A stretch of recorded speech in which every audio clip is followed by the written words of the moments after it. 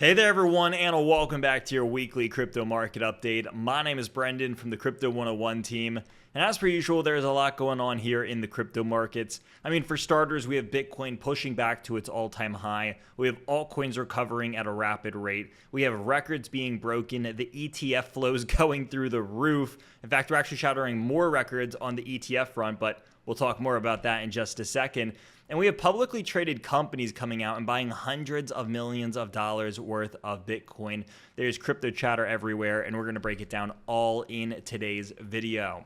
So all we ask here is that if you liked the content that we're making here, consider hitting the like button and the subscribe button because we make these kind of videos every single week. But without further ado, let's go ahead and dive on in.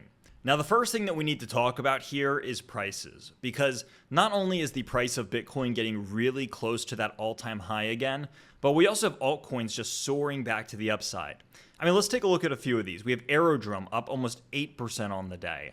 Here we have Fartcoin up 4% on the day. Goldfinch up 4% on the day. Aave up a 9.5% on the day.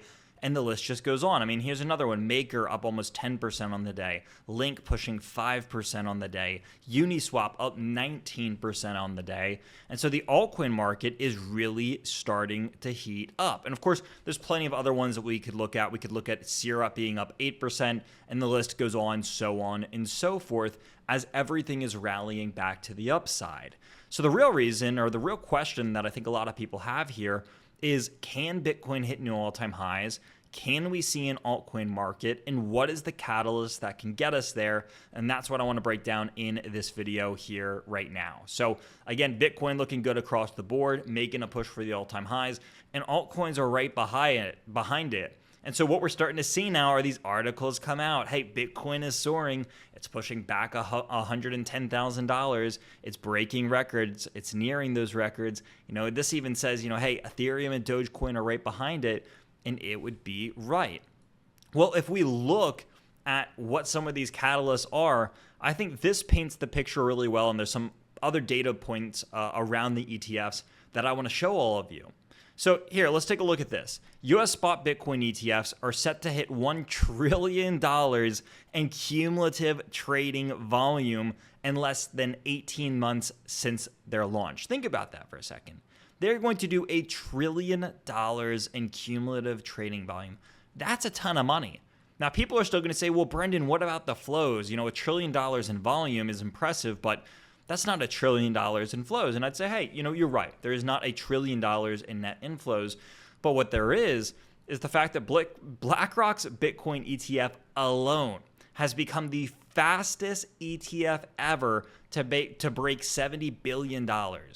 What this means is that it's essentially done this 5 times faster than the gold ETF, the best performing gold ETF, GLD. So when we look at this, you can see on this chart right here. In fact, I'm going to make it full screen. Everyone can see it. Sorry if I'm blocking a little bit of it. But we have the BlackRock ETF right here, IBIT.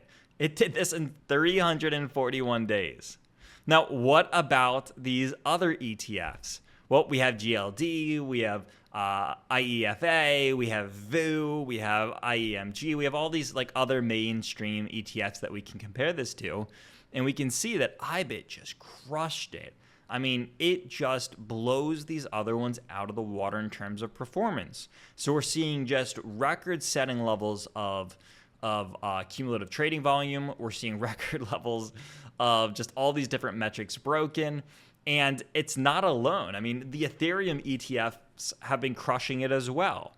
So what we have here is the Ethereum ETF inflows are just soaring to some of the biggest levels that we've seen in a long time. This says that there was around almost $53 million that flowed into the Ethereum ETFs yesterday alone. Well, when we zoom out and we look at the bigger picture, here we can see what's happened in the last month. And guess what? This isn't something that has really slowed down much at all. In fact, it doesn't even have on this chart, it doesn't even have that data point yet that we were just referencing because this is only updated to June 6th. So what we have here is that there are hundreds of millions of dollars pouring into these Ethereum ETFs. So when people ask themselves, what are the catalysts? Well, they're breaking records, prices are pushing to the upside, but the ETF inflows are through the roof, and so is adoption. If you haven't seen, Circle launched this week. Circle is the group behind the USDC stablecoin. They went public on the New York Stock Exchange. And just to show everyone what this looks like, I think it's safe to say that they had a pretty good launch. Now, they IPO'd around $30, and this thing went up from $30 to $130, almost $140. So this is something that a lot of people got to caught. But again, this is just another cryptocurrency company, one of the biggest altcoins, which is the second biggest altcoin. They went publicly traded on the New York Stock Exchange, and they IPO'd from $30 and instantly ran within 3 days of launch from 30 to 130. They destroyed everyone's expectations in a really, really good way. And again, the demand for this stuff is there, especially in light of the Genius Bill, which is going through the U.S. government at the moment. Now, of course, we have a funny article here from Jim Cramer saying, hey, Circle, it is overvalued. It's too hot. It's too hot to buy up here. And historically, there is the inverse Cramer theory, which has a lot of people saying, oh, it's dipping. He's saying it's too hot right now. Maybe people are interested in it.